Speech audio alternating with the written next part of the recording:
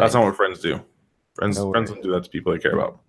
I appreciate that. Yeah, they don't awkward. Like, so we've had some really good awkward intros. Like my favorite one, we got Donnie. Like he wasn't that he was cussing. It was just like what he was swearing about. My kids were laughing their butts off. They thought it was so funny. Nice. So, all right, I do the cough noise. And that lets Kev know when to do the introduction part. So I go, welcome, family and new friends to PSVG OT. I'm your host, Coach Hulk, aka Coach Mo, and I'm joined today by the amazing, wonderful person, Mr. Luke Lohr. Luke, how are you, sir? Cool. Sorry, it doubled up on my audio. Did you say hi? You're good. You're good. All right.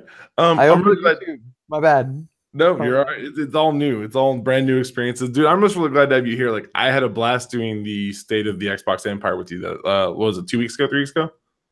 Yeah. Oh, that was so much fun. We did Xbox E3 predictions, but I was fresh off an episode of doing E3 predictions for Xbox the night before, so I had time to like fix my ideas.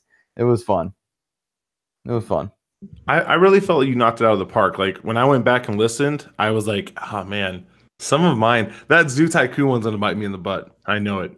My kids have been making fun of me. It's like, they're already making a game, coach. I'm like, but guys, it's so easy to just take this and move it into something else. Like I'm telling you, like those games do pretty well, like on the Xbox. That's why they have so many. And honestly, Xbox is such a toss-up right now. Like, we don't know. We have no idea what to expect from them right now. They could be amazing, and they could spit out something weird. I've heard rumors on both ends of that spectrum. Yeah, it's wide open world. We have no idea what's coming. Now, here at PSVOT, we are a community relation building podcast where we want to get to know people better. We want to share those memories. The second thing we do is we're really big on unpreparedness. So have I prepared you in any way, shape, or form for the things we are about to discuss? You told me the name of the podcast. Yep. And that I would have been Dev tonight, except Dev's not here. So that's as much prep as I've got. There you go. That's good stuff. Now, our question today, our big topic was, what was the biggest change of luck moment you've ever had? So I'll go first to give you time to think. Okay. So I'm gonna take the kids in the Wayback Machine to pre-college coach. Now, pre-college coach was a 6'8", 355-pound defensive lineman on his way to a Division I school to play football on a full ride football scholarship. Mm-hmm. And I didn't have anything. I had my Bronco, and I had a little bit of like clothes, but I didn't have much. And I knew that getting there was going to be the hard part. Getting to the school was going to be the issue. Mm-hmm. So I did what any smart, brand new 18-year-old would do. I took $20 and I went to the casino in the center, Washington, and I was going to win that money. I was going to take that $20 because I'm pretty good at poker. I have a good poker face. I was like, I'm gonna take this money. I'm going to turn it into the money to get the gas to drive where I have to go. And that always works. Oh yeah, it's literally, Las Vegas is built on people who have made millions of dollars doing that exact same idea. Yeah, that's what I've heard. So I drive up with my best friend, Rob. We get in the car together. Now, Rob's 19 or 20 at the time, and he's much smarter than I am. He's like, this is a really bad idea. I'll just loan you the money.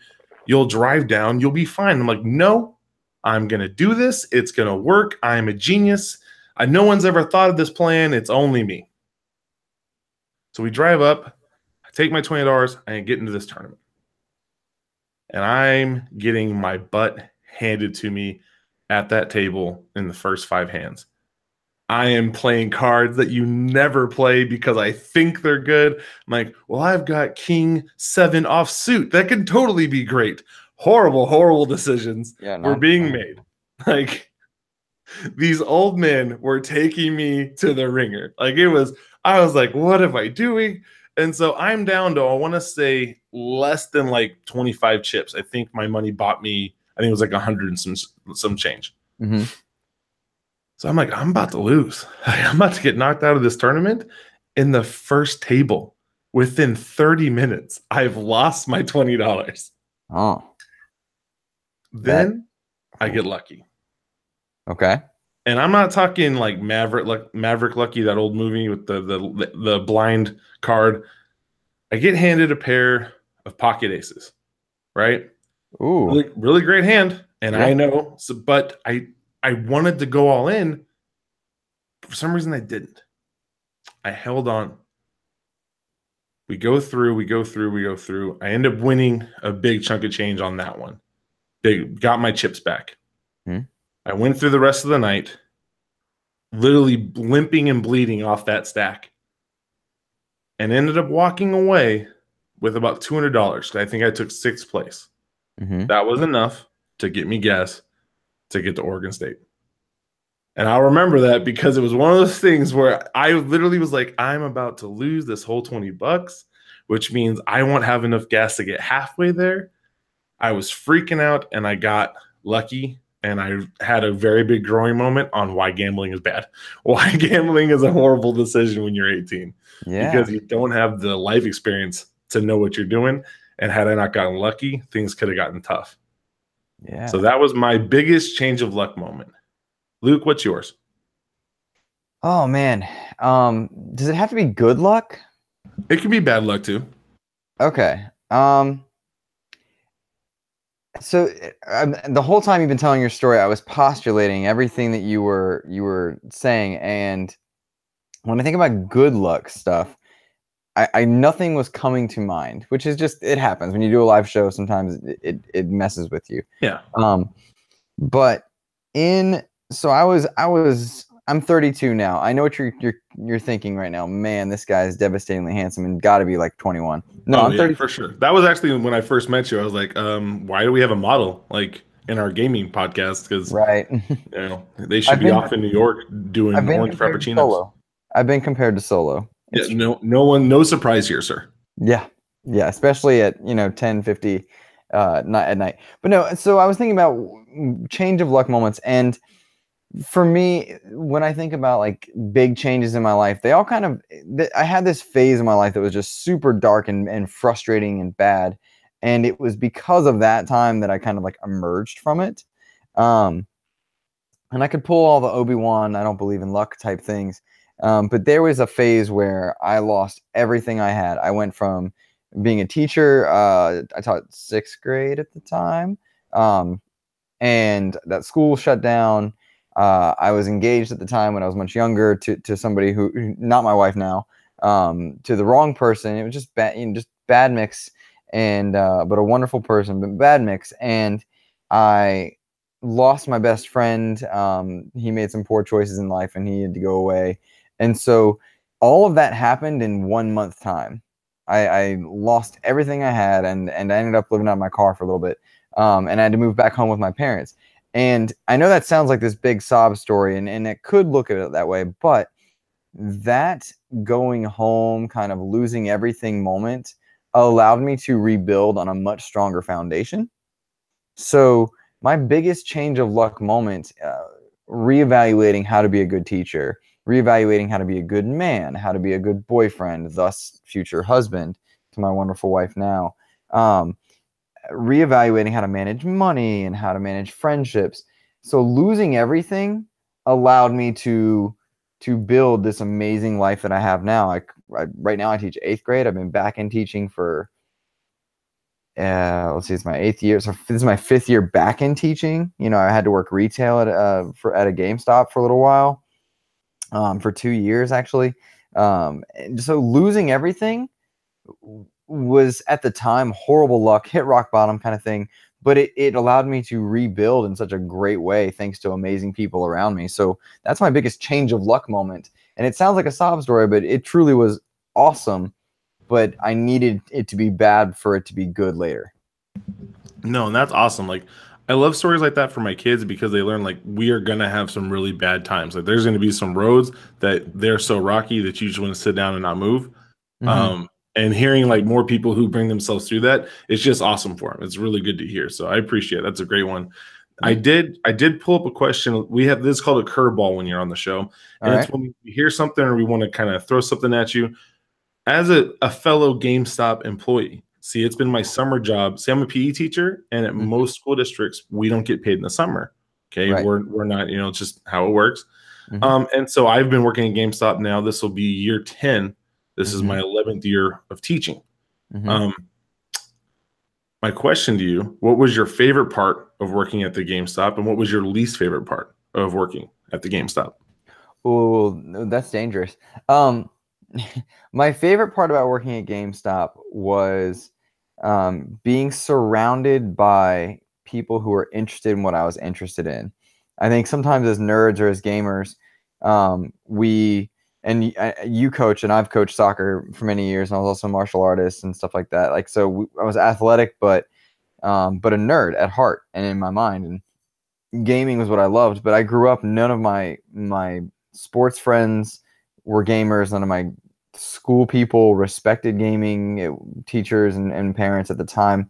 They weren't into gaming. So being surrounded by gamers and people that enjoyed the same things I liked, and getting to have conversations about developers and game development times, and talking to people who just were interested in the art of it, because games compile, art that you draw, art that you animate, art that you listen to through music and scores and sound bites.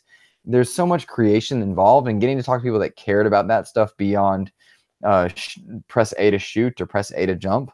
No one presses A to shoot anymore, but you know what I mean? Like, getting to talk to people that cared about that stuff was really neat.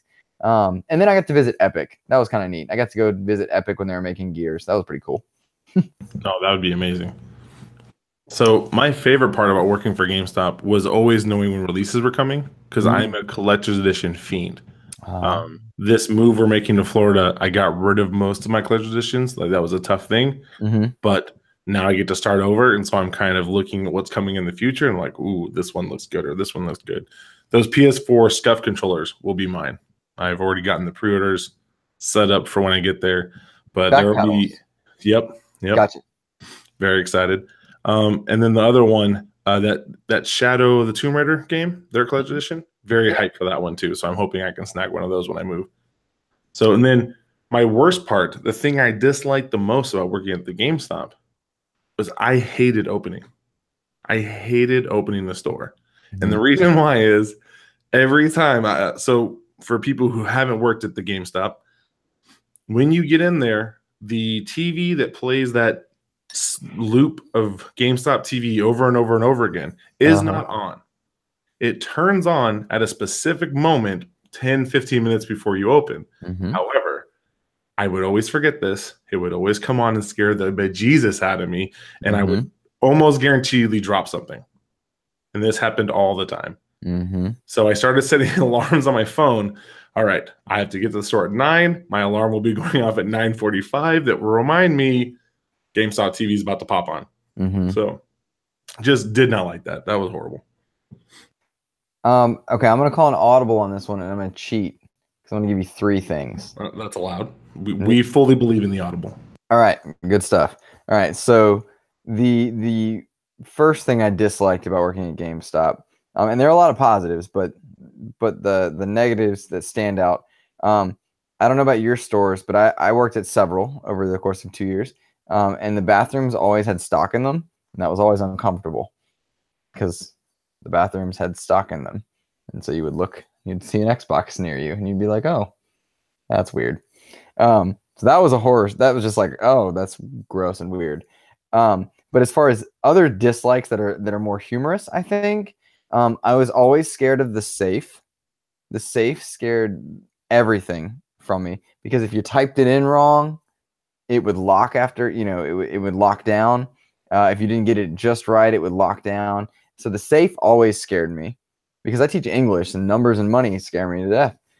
And then when you're closing and then opening the next day or whatnot, and you've got to lock up the store properly, but then you're the one coming in, and then there's a temptation not to.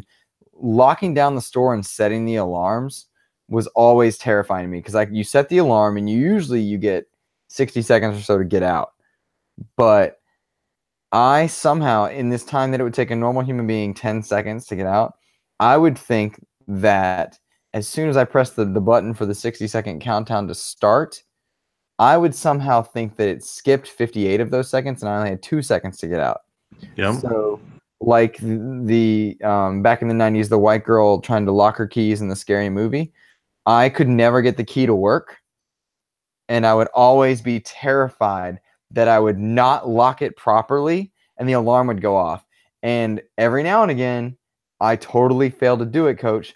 And that long alarm would go off, and then I'd have to call GameStop and call whomever and be like, hey. The security company calls you to make sure. Yeah, and then That was it the cost GameStop money when that happens, to which Oh. secretly I was always thinking, well, you're paying me minimum wage. What are you going to do? But then you can't do that. So yeah, like No. you know, the blonde in a Scary Movie, I would drop my keys or I would fumble and inevitably set the alarm off, and there you go. That's what would happen. That I hated that. I was always lucky. Due to my height, I could almost always grab that metal grate we had to pull down and lock. However, because it was so low on the ground, that lock, there were many times when I didn't actually lock it and then would go to pull on it to make sure it was locked and go, oh crap, it's not locked, and I have to do it again. Then I was also doing the fumble of, am I getting out on time? Is the alarm going to go off? Am I going to get that phone call? So Right. I actually got one of those phone calls last week because I'm still on, even though I put in my 2 weeks because of the move. Somebody evidently didn't close on time. They're like, I just want to give you a heads up. The store is still open. What's going on? I'm like, I no longer work there. I can't help you. I have no idea. Please take me off this list. That is simultaneously funny and terrifying. Yeah. All right. Now we're moving to the student questions, and I pulled a good grab bag. We had a surprise for Dev, and Dev will listen to this. So Dev, you let my kids down. I want you to remember that. I want you to let it sit in. They're right now watching on the YouTube. Little Shy's crying. Fabio's, in the fetal position on the ground, going, Dev, why?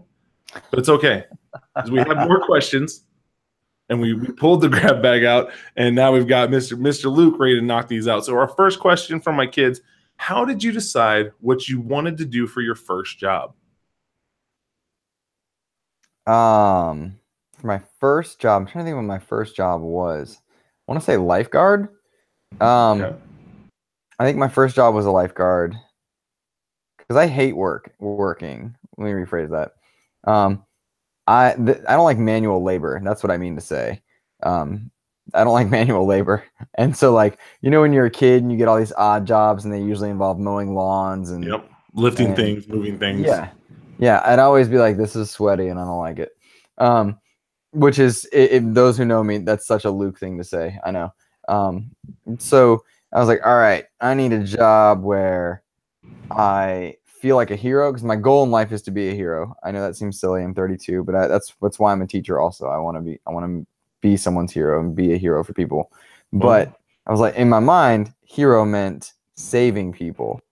So I was like, all right, I'll be a lifeguard. To this day, I legit cannot swim very well. And I'm not joking. I sink. I'm not a good swimmer at all. Tough thing to do as a lifeguard, not be a good swimmer. I think the important thing to remember is when you're taller than 5 feet and you only guard a 5-foot pool, you're the man. There you go. Not a lot to worry about. Yeah, and I legit saved several people over the course of those 3 summers. We did the full backboard thing and everything. I didn't have to do compressions on anyone. I did breathe for somebody. So I felt like I was the man, but I took the course through my high school, and I guess now it's okay. I totally cheated on that swim test because I could not make 500 yards. And I feel terrible about it because that was 16 years ago. I felt terrible about it because I cannot swim. But I loved being a lifeguard, and I decided I wanted to be a hero. So I was the hero that completely did not finish his course properly. And man, if I could go back and change some things, I would have worked a lot harder at that swim test. That was actually one of my favorites. So my wife and I coached swim team for 2 years, and we loved it. One of my favorite sports I've ever done. I wish we could do more with swim team, but because of the way football kind of interacts with my schedule, there's no time. There's no time to do another sport, especially when here in Texas and in Florida, both of them, it was like a fall sport that led up into the winter, which is like when football's at its heaviest. what I liked about it though was that swim test is brutal, man. Uh, Yeah. did you Yeah, have to go down and get the weight? it was awful. It was terrible. Yeah. And thankfully, there were too many people in there for the teacher to count. I actually did really well. I have a pretty good butterfly and I have a pretty good backstroke. Not real great freestyle. Just true story. Like I butterfly better than I freestyle, which is not a natural way to save somebody. No. But I really loved swim team and had a blast with it. The kids really enjoyed it, so that was good. But man, so when I looked for my first job, I am a very what does this do for me kind of person. So when I look at things, I'm constantly going, what is the benefit to me in it? Example, like when I picked a system, when I had to pick between Xbox and PS4 at the beginning, the thing that I saw that gave me the most benefit was that Xbox's party chat was proven from the 360. So it was trusted, works for me, I'm in. That's why I went that route. So when I was looking at my first jobs and I had to make that choice, I was looking at the perks. And I actually teach my kids about this now. I went and worked at a place called USA Subs because the manager loved our high school football team. And he literally, the moment I started working there, I ate there for free 5 days a week, even though I only worked 8 hours due to great care of me. And so the perk was me eating. I tell my kids the same thing. I'm like, you want to look for a job, look for the perks. You want to take a girl to the movies, go work at Regal Cinemas. You get 2 free tickets every time you work. There you go. That's money in your pocket right there. Instead of paying $15 to go to the movie, you save that and you spend $100 on food. And if you want to work on your tan and listen to 5-year-olds, you become a lifeguard. And be a hero. Let's not forget that part. Right. And as you can tell, I've tanned quite well. Yeah, you look great. Thanks, and man. You really. Our next one. Do you think Battle Royale will last? Do you think that we're going to see 5 years of continued Battle Royale success, or do you think there's a life limit? There's a life limit on all game types. I think the gaming industry ebbs and flows. As with anything, genres of games, which genres don't actually exist. Those exist for us because we need sections at a movie store or at a game store. But you know, everything's got RPG elements now. Everything's got elements of other genres in there. So the genres don't actually exist. That's a word we made up for convenience. But as far as specific to Battle Royale, the Battle Royale genre will ebb and flow, and there will always be a niche for it. But keep in mind that Battle Royale has been around for a lot longer than we've called it Battle Royale. We called it free for all. Halo did it. Doom did it. Back in whenever I don't know how. I think you're about my age, but Doom back on like Doom 2 on the PC that had free for all modes and different mods and whatnot. So I think Battle Royale will absolutely have its time. I'm actually very excited that Black Ops 4 is doing it, which I came around. At first, my first thought was like, "Ew, gross. Why is Call of Duty doing it?" But then the more I thought about it, I was like, "Oh, I never finished Black Ops 3's campaign, and who does shooting mechanics better than Call of Duty?" Nobody, in my opinion. Nobody. Maybe not. I would argue Respawn, but those are ex-Infinity War guys, and half of them went back just now anyway. Yep. So you know, like that's the end. It's a good engine. But it's also a really old engine.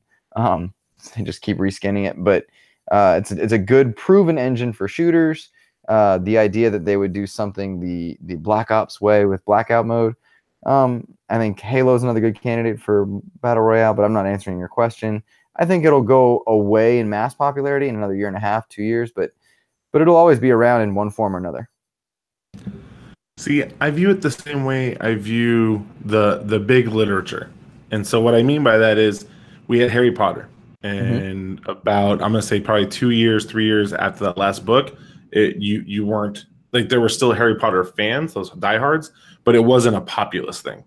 Then we had Hunger Games. And then 2 years after that, again, we still have some people who are diehard fans, but the main group had moved on to something new. I think we're getting to that within the next, like you said, I'm going to say 2 years. And the reason why is I'm already seeing kids fatigue on these games. Okay, first it was PUBG. Then my kids moved to Fortnite. Now they're moving to other things. And as I watch them stop talking about Fortnite more and start talking about other games, I feel like that 4,000 student population is a pretty good pull for me to go, if this group is moving on, eventually more are going to follow. And as that wanes, so I'm saying about 2 years, and I'm in the same boat. If I could offer anecdotal evidence, not to the contrary, but just almost as a tertiary, I think with the ebbs and flows, PUBG costs money. The reason that Fortnite gained such popularity is it was free and it was multi-platform for consoles. I mean, because PUBG is also available on PC. Yeah. But H1Z1 just launched on PlayStation, and that is all that Mr. Lohr, me, heard about all week was H1Z1. That game's been around forever, but everybody was talking about it in my classrooms because it was hitting PlayStation. So I think it's a matter of demographic targeting. You look at your Harry Potter example is well taken. Harry Potter hit its prime whilst Lord of the Rings hit its prime, while Star Wars prequels were becoming a thing because everyone was interested in sagas. It wasn't so much just the literature aspects, because like you get Hunger Games, then you get Divergent, then you get the Fifth Wave and all the ones that kind of cloned it. Lord of the Rings had a few clones, but they fizzled out, like Aragon and whatnot. They all have their own clones, but they all develop those niche audiences. I think it depends on how available it is. Suddenly, Battle Royale is popular because it hit our phones. You know, Fortnite is available to be played anywhere, and if it's able to run it, it's going to hit Switch soon. It all comes down to cost and barrier to entry, and Fortnite's got a low barrier to entry. Call of Duty doesn't, and I think that'll be a good litmus test because it's got the Call of Duty name, but it's got a $60 price tag. That'll be where we really see if that's going to last, because Fortnite's free. Fortnite's free. No, man. Whew, that's good sauce. All right. Our next one, what is your go-to pizza of choice? I'll go first. Mine is barbecue chicken with onion. That's probably my favorite. I have a couple places to make a really good one locally. The best one is Numero 21 up in Austin. Does a really good job. Luke? Go-to pizza of choice is cheese, and that's because that's all I can eat. I have a weird stomach, and we don't have a go-to pizza place anymore because it closed down. So the Red Baron frozen thin crust cheese pizzas, they're way better than they have any right to be. Yep, not the Baron. Our next one, your favorite pet story. Oh, okay, tough question for me. We put down my childhood dog on Monday. So no, it's okay. It's okay. I realize it sounds very morbid, but tough question just in and of itself. My favorite pet story, my dog now was my wife's dog. My wife raised her from a puppy. And Shelby she's 9 now. And she's now my dog. She's not my wife's dog anymore. She's mine. No matter what my wife pretends to say. I don't know if she's still watching, but she was earlier. You're wrong, baby. She's mine. To be clear, the first time when my wife and I were dating, we lived in separate cities. So the first time that she came to stay with me with Shelby, which is our dog, was very nerve-wracking for all of us, because I knew on our first date that I was going to marry my wife. I knew. I texted it to my friend. I knew I was going to marry her. She didn't know that, but I did. And you got to win the dog. You got to win the dog. So on our first date, I brought her tennis balls to give to her dog for down the line. Totally a baller move, by the way, gentlemen, ladies, do that. Win the puppy. But when she brought the puppy, or Shelby, who was 7 at the time, to my apartment in a different city, that was the litmus test. All right, are we going to be compatible as a couple? And in the first 2 minutes of being there, Shelby climbed up into my lap, licked my face, turned, looked at my wife, who happened to snap a picture at that perfect moment. Looked over at my wife like, "What up now?" Yeah. So Shelby and I, best friends, Insta buddies. I love her more than anything on earth, except my wife. But yeah, that's my favorite story, because Shelby just climbed right in my lap, and it was like instant perfection. Nice. Nothing could have been written better. That. Wow, that's great. Mine actually is very similar. Of a dog that was my wife's that became mine. Mm-hmm. When we'd been married for 2 years, and we had just gotten both of us our first full-time teaching jobs. Mm-hmm. I was going to be teaching kindergarten through second grade PE. She was teaching third grade. Wait, hold on. And I so, have to interrupt you. oh, You're both teachers? yeah, my wife and I. You guys are loaded rich. That's amazing. Yep, making the big cash. However, Congratulations. she she just took a principal job in Orlando, and that's why we're moving. So she's Congratulations for real. moving into the admin spot. I'm still job hunting, but hopefully, I'm if I have to sub, I'll sub. Like I'll make Mm-hmm. it work. Right. But we just gotten these jobs, and she's like, I really want a dog, and I was like, I've never really had a pet. We tried to have a cat. It was the most awful week of my life. I said, we need to give this thing a different home. Gave it to my buddy Lohr. I was like, I'm not doing this. I'm not a pet guy. Mm-hmm. So she begs, and I'm like, I just want you to be happy. So yeah, let's get you a dog. So we drive an hour. This lady's giving this dog away for free because she's moving. And we get this 6 months old Brittany Spaniel. Now, Brittany's are very hyper. Mm-hmm. This dog gets into my expedition and is going nuts. Like my wife's in the back holding it, like petting on it, loving it, giving it treats. It tries to come lick me, and I'm like, do not touch me. You stay in the back. You give me my space. The next week, this dog and I have this, nope, you're her dog. You stay away from me. And like she would want the attention, but I'm like, I'm not about this. Mm-hmm. Then that Friday night, it was a bye week. My wife's cheer team was at the volleyball game, so she was at the volleyball game, and I was home alone with this dog. Mm-hmm. I'm playing some Madden. Dog jumps up into my lap, lays down. I'm like, okay. So I start playing more Madden. Dog licks me a little bit. I'm like, okay. In the middle of the game, I'm like, do you need anything? Like, this is just how this works. We just cuddle. By the end of that weekend, me and Daisy were inseparable. Mm-hmm. She sleeps next to me every night. My wife no longer gets to snuggle. Like Daisy comes right in the middle, puts her face on my shoulder, and was like, this is my Papa Bear. This is where I belong.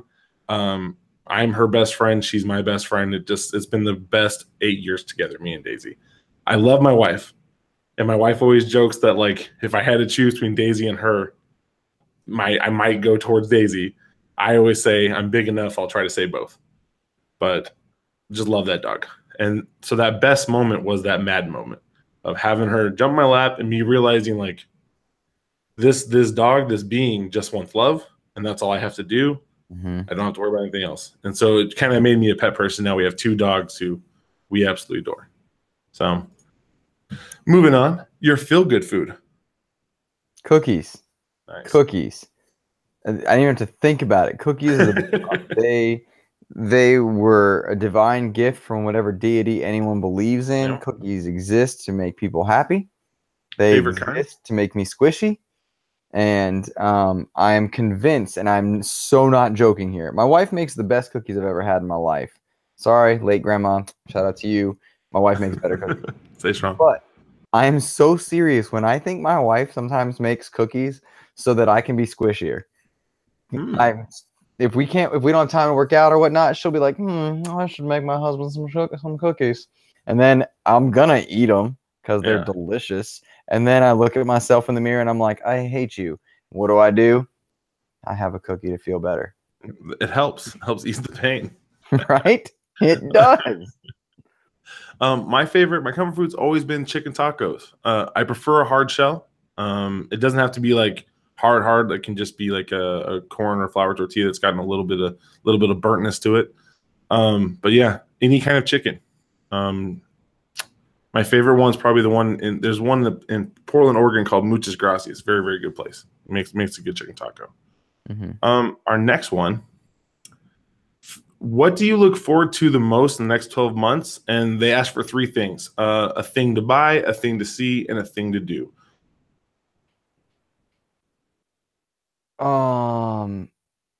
Okay. Look forward through most in the next 12 months or 6 months? 12 months. Buy, see, and do. Okay. I already got married, so the easy answer is gone. So in the next 12 months, what I'm looking forward to buying. Oh, Hulk, I'm messing up your whole show. I'm forgetting. So I'm looking You for. cannot mess up the OT. Like, we're built on unpreparedness. You're totally fine, man. All right. So is Avengers Infinity War Part 2 in the next 12 months? It is, right? Let's say yes. Let's say Okay. yes. So I'm looking forward to seeing that because I have questions. Um, I'm looking forward to buying whatever Microsoft is putting out in the holiday season. Nice. I'm just like, whatever that is. I've heard Gears spin-off. I've heard Gears 5. I've heard Halo spin-off. I've heard Halo 6. Not all four of those things can can coexist. Yeah, So there's whatever no happens way. there, I'll buy. And so see, buy, and then do. Um, go on vacation, and by that I mean like it's been a very taxing year emotionally with my students at school. I live in North Carolina, so there's a lot of teacher frustration across there, and I genuinely am excited for summer. And I've never been excited for summer before. It's too much downtime. I much prefer my students. I love my kids. I love teaching. This time, I think I need a break, and that's new for me. That's very new for me to want a break. But yeah, that's where I'm at. There you go. All right. For me, the thing I'm looking forward to seeing is our new apartment in Orlando. I'm very nervous about this whole move, only because we're leaving a 4-bedroom house and we're moving into a 1-bedroom apartment.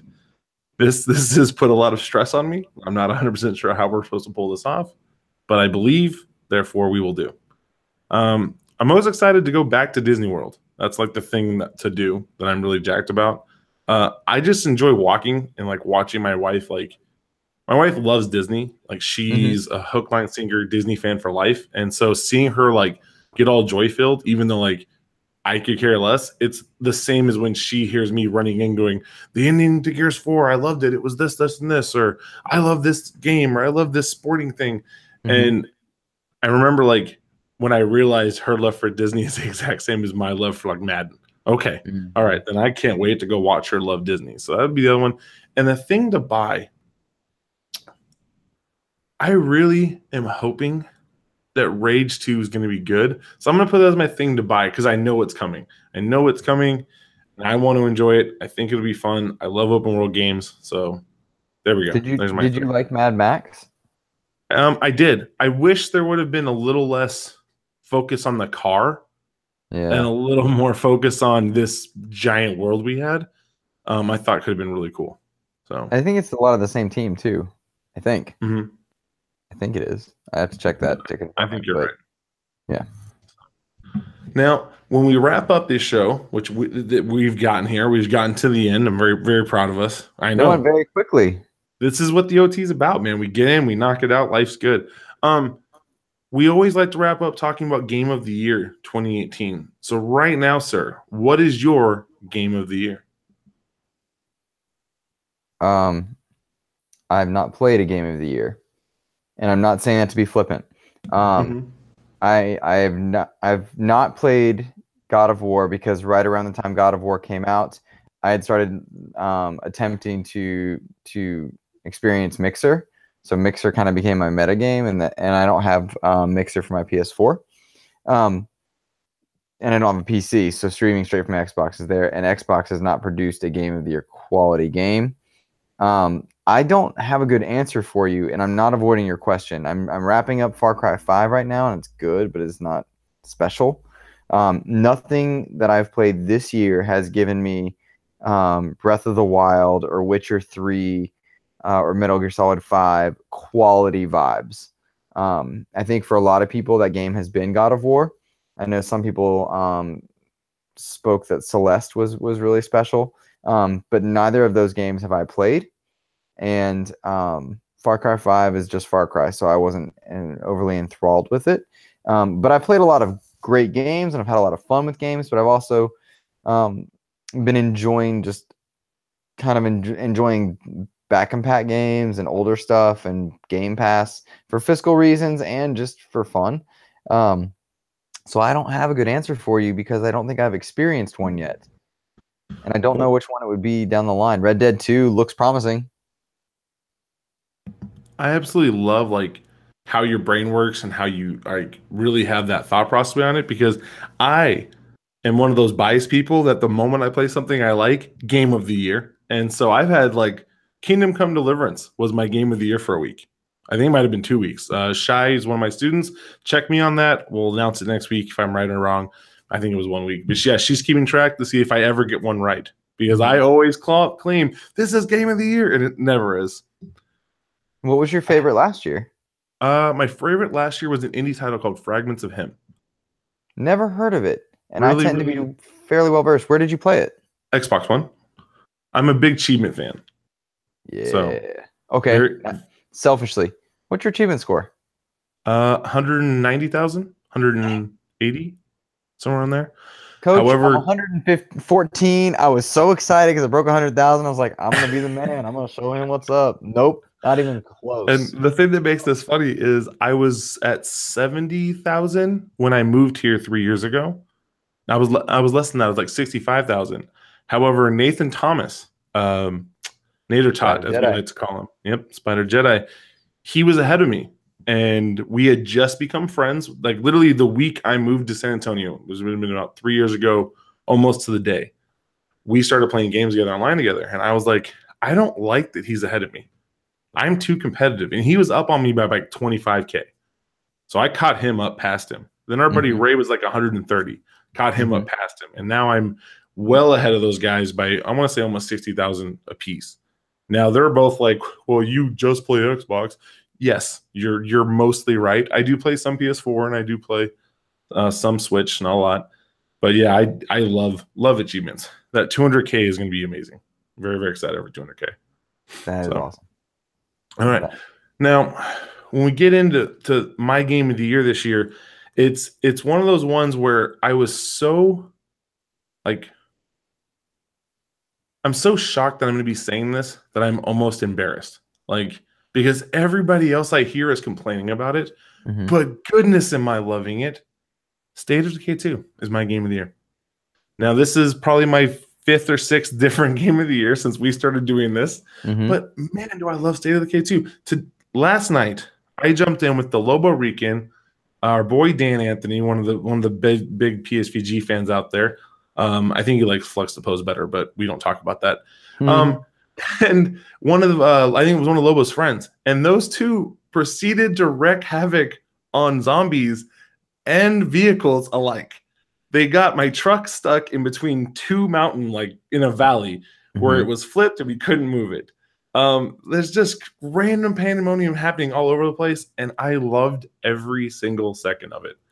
Today I got to play with Brian and Ray, and we were doing missions, and I had my character like literally almost dead, and I go, I am not getting out of this Jeep for anything. You can't make me. And then I had to get out of the Jeep to save somebody. And I just love the way it is. There are some things that I don't like. I have some knocks. But right now, because of the way I'm playing it, this is my game of the year, because to me, the game of the year is the one I'm enjoying the most. And I'm enjoying State of Decay 2. I popped State of Decay 2. I mean, I have Game Pass. If I could recommend anyway, Game Pass is awesome. And play Skyforce. It's really fun. Oh man, love that game. So, State of Decay is from what I have played so far, it's more State of Decay, which is awesome. I love it. The jank is almost a feature. It's something that we come to expect, and I thoroughly enjoy State of Decay.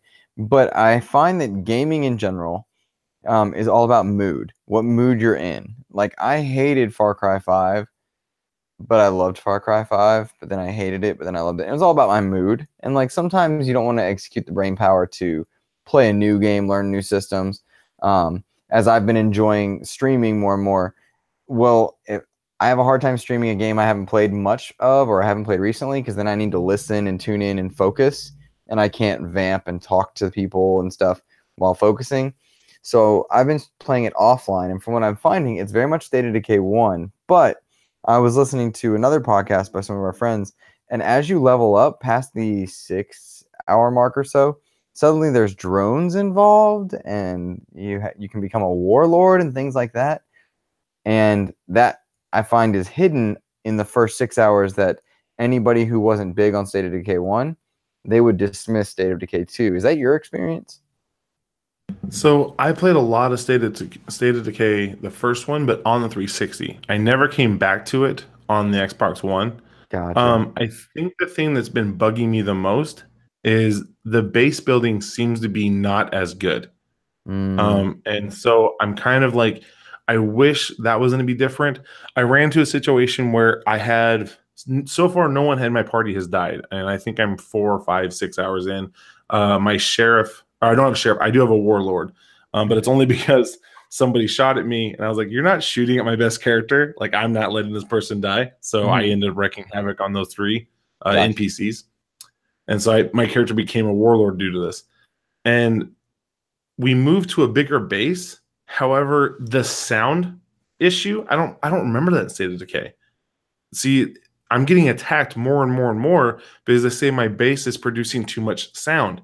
They're saying that my beds are making sounds. Like I'm like, this is ridiculous. Like this isn't even fun. And Hmm. so those things can be very annoying, very trying. However, the interaction with my friends when we're playing, I actually am preferring the game jumping into someone else's world, just going in, running, helping, doing things, fighting, leveling the character up. I'm really enjoying that piece of it. Hmm. Going back into my world, I probably won't do that for another week or two. I'll probably just keep jumping into other people's games and playing, having fun. Do you think it's because you're absolved of responsibility, you don't have to worry about base building and all that other stuff you can just do? So you have like a sometimes we really want to be invested, cognitively into whatever it is we're doing. Other times we just want to go and play and just literally do just that play. Do you think that's the difference for you? I think where the difference comes for me in this one is it's like when you watch the Walking Dead TV show. My favorite season is the one where they get to the jail because they have a home and that home is set up and they're continually working on building the home. They're Hmm. not always getting attacked. You know what I mean? They're Yeah. going out and doing things, but they have this base. I feel like if I've already wiped out the zombies in my area, I should have some free time. But when I go back to my base, I got attacked 4 or 5 different times due to the noise that my base is making. And I'm like, what noise is a bed really making, folks? Like this is just it is a bad mechanic. And I understand like when I say that, people are like, well, why is this your game of the year? It's my game of the year because I enjoy playing it. It's the same reason Kingdom Come Deliverance was my game of the year because I enjoy playing it. It's the same Hmm. reason I hope this year was, I said 2 weeks ago, was my game of the year because it's telling me a story about cancer and beating cancer. And I loved it. I love that in an indie game. I Hmm. love the way they're doing these things. But the reason this one is because I'm having so much fun playing with friends that if I can play the rest of this game just playing with my buddies in their game, helping them out, Hmm. I'll still love it. But Hmm. the base building, that issue, like you said, it's that I should not have to be worrying about my base every 5 minutes. I should be allowed to go enjoy this beautiful world because that world is great. I love finding vehicles and climbing towers and doing all these different things. I enjoy the hunt of trying to go after hordes and removing play cards. But I just think that when I'm constantly being brought back to the same base, doing the same repetitive thing over and over and over again, there's an issue. And for some reason, when I'm in games with these other people, we're not experiencing that. I played with Ray for almost 2.5 hours a day. His base did not get attacked once. I Hmm. played for 2 hours yesterday. My base got attacked at least 4 times in that hour and a half, 2 hours we played. So that's an issue for me, is that even though I've cleared all these things out, even though my base meter is cheerful, I'm still having to deal with that crap. Like that's not a good mechanic. So Hmm. That's interesting. I'm excited to play State of Decay, but I think I need to be at a mentally calmer place just because like I've been, you're in education. We're in that testing phase yep. time where everyone's stressed out, all the adults are nervous, the kids are tired, everyone's exhausted. So when I come home, I need a low maintenance psychological game where it's not something I'm putting a ton of brain power into. Um, so I'm so ready to enjoy State of Decay. It just popped at the slightly wrong time to me. But that's what I love about Game Pass because it's mine. I'm going to play it at some point. Yeah, you have the rest of the year and years after to play it. Right. All right.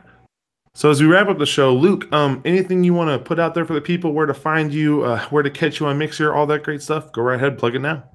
Hey, cool. I'm on Twitter at MLS Reserves because I used to be a journalist for Major League Soccer, which was super cool. Fun stories there. And then I'm on Mixer at Insipid Ghost, and I'm sort of just trying to start making that a thing. And I'm deciding whether or not I want to be that to be a full pursuit, but I'm also balancing it to make sure it's not a job. It needs to be fun. So please go to mixer.com/insipidghost. Check out some of the VODs there. If I'm your cup of tea, follow me. If not, please don't follow out of obligation. I want people that organically enjoy it, and I want to organically enjoy making it. So yeah, that's where I would love for you guys to find me there. Say hi. Awesome. Again, you can follow me at the Coach Hulk at all the places, on the Xbox, on the Twitter. I think that's everywhere. I've tried Mixer, but I like doing it just for me, so I can go back and see myself play things and how I can get better. I actually recently did a test one on Dota 2 to kind of see where I'm making my biggest mistakes, because I'm still having a hard time. Like, I work well with my team when they give me the directions, but I work really bad at actually figuring out for myself on where to go. And so I was doing a test one on that. And so I really enjoy using it as film. Just that's the football coach in me, like observe what you do, find out how to get better and conquer it. Right. And so again, you can follow me those places and we can have a good time. I'm falling in love with Steam and all the cool things on there. So if you have if you're a Civ 5 fan, me and Luke, we've been playing together on that one and we really enjoy it. But otherwise, you can find me. No. Lucas from Flex to Post. There you go. Okay, Yep. cool. Yep.